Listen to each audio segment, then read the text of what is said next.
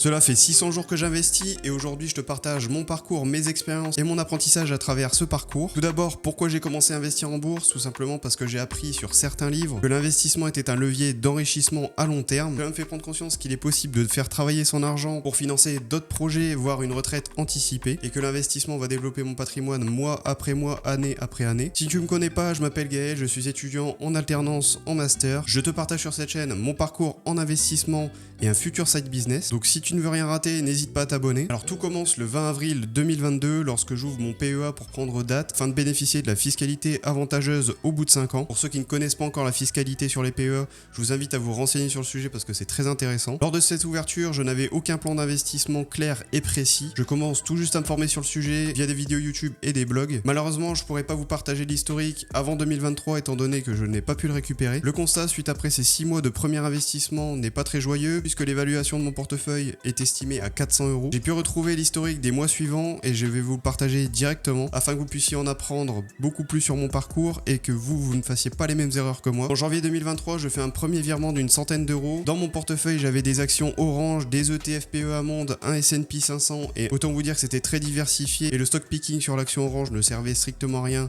pour ma future stratégie d'investissement. Donc à ce moment-là, mon portefeuille était à 405 €. En février 2023, j'investis des petites sommes afin d'apprendre au fur et à mesure comment cela fonctionne et de me rendre compte que c'est pas très difficile d'investir en bourse en 2023, que c'est accessible à tout le monde. Donc pour ce mois de février, j'investis un total de 109 €. Mon portefeuille est évalué à 512 € et à ce moment-là, je décide de revendre mes actions Orange avec une moins-value. Pour le mois de mars 2023, je vais réinvestir le total de mes liquidités suite à la vente de mes actions Orange. Mon portefeuille s'élève désormais à 521 €. On peut y voir 3 ETF, un S&P 500, un PEA Monde et un technologie. En avril 2023, je continue d'investir des petites sommes par-ci, par-là. Là, on peut voir que j'ai fait un virement d'une centaine d'euros, ce qui me permet d'acheter 4 parts d'ETF S&P 500, qui fait monter mon portefeuille à 614 € de valorisation. Pour les mois suivants, juin, juillet et août, je n'ai pas assez de montant d'épargne pour pouvoir investir et faire des virements réguliers. À ce moment-là, pour vous dire, j'étais en BTS en alternance.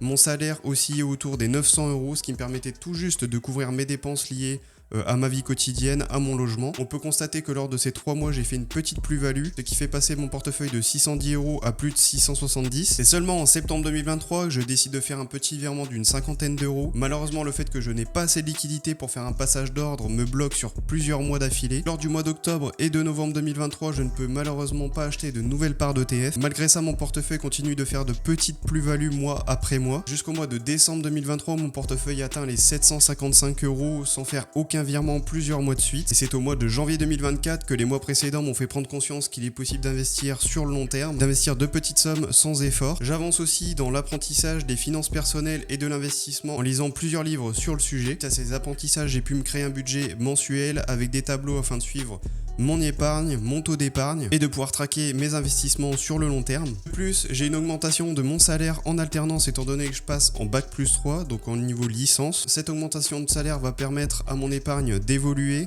Je vais pouvoir désormais investir beaucoup plus chaque mois. Je passe d'entre 50 et 100 € à 200 à plus de 300 € par mois à investir. On peut observer que le mois de janvier 2024, j'ai investi un total de 650 €. C'est tout simplement l'épargne que j'avais accumulée les mois derniers depuis mon nouveau contrat d'alternance. Mon portefeuille est propulsé à 1450 € de valorisation. Lors de ce mois-ci, je vends l'ETF PEA Monde qui fait doublon avec le S&P 500, qui me permet de récupérer un total de 809 € de liquidité et l'intégralité de ces liquidités sera réinvestie dans un ETF PEA S&P 500 Lixor que j'avais déjà précédemment, Amundi que j'avais déjà précédemment, pardon. Au mois de février 2024, malheureusement, je ne fais aucun virement, mais on peut observer une petite plus-value. Mon portefeuille s'élève désormais à 1500 € de valorisation. Lors du mois de mars 2024, mon salaire me permet d'investir 200 € directement sur mon PEA. Grâce à ça, j'achète une part d'ETF technologie et 3 parts d'ETF S&P 500, ce qui fait augmenter mon portefeuille à 1754 €. En avril 2024, mon portefeuille grimpe tout doucement et je continue à faire des virements. Donc pour ce mois-ci, un virement de 350 €, ce qui amène mon portefeuille à plus de 2000 € de valorisation. Lors de ce mois-ci, j'achète seulement un ETF technologie. Alors le mois suivant est un mois décisif pour mon portefeuille, étant donné que j'ai signé mon nouveau contrat d'alternance. Mon premier projet d'achat immobilier est repoussé à 2 ans. Donc dans ce cas-là, j'ai pris la décision d'investir investir une part de mon épargne directement en actions. Je décide aussi de partir sur un ETF ayant moins de frais sur le S&P 500 pour avoir un meilleur rendement à long terme. Je décide aussi d'investir une partie en Europe, donc sur un ETF Stoxx 600 afin de diversifier géographiquement mes investissements. Précédemment, la plupart de mes investissements étaient basés aux États-Unis. Donc lors de ce mois-ci, je fais un très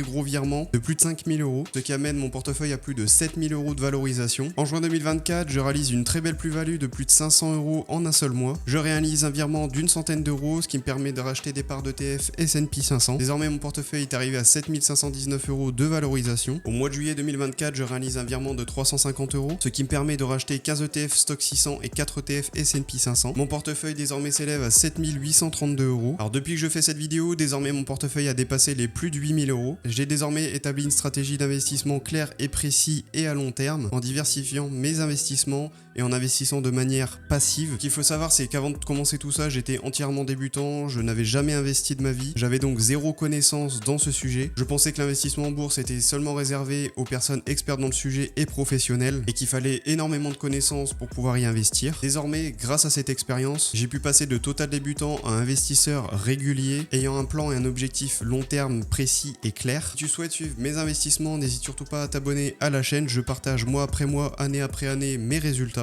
Bientôt aussi nous parlerons d'un side business que je suis en train de monter, donc pour ne pas rater ça, n'hésite pas à lâcher un petit commentaire et à me dire ce que tu en penses. N'hésite pas à me partager ton expérience en investissement dans les commentaires, je me ferai un plaisir de vous répondre et de connaître votre parcours. Pour ce qui est du mois de juin et d'août 2024, je vous laisse la petite vidéo qui est juste en haut, à droite, à gauche, enfin je sais plus. N'hésitez surtout pas à aller la checker, je vous ai fait un petit récap de mon mois d'investissement. Et sur ce, on se dit à la prochaine, à très bientôt.